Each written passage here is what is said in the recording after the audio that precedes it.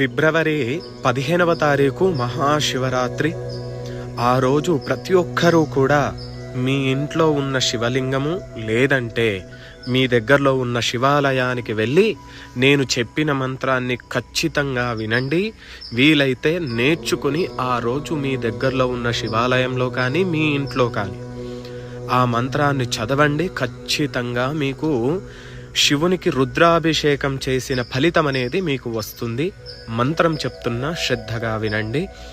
హర హర హర నమః సోమాయ చ రుద్రాయ చ నమస్తామ్రాయ చ రుణాయ చ నమః శంగాయ చ పశుపతయే చ నమ ఉగ్రాయ చ భీమాయ చ నమో అగ్రే వదాయ చ దూరే వదాయ చ నమో హంత్రే చ హనీయసే చ నమో వృక్షేభ్యో హరికేశేభ్యో నమస్తారాయ నమః శంభవే చ మయోభవే చ నమః శంకరాయ చ మయస్కరాయ చ నమః శివాయ చ శివతరాయ చ.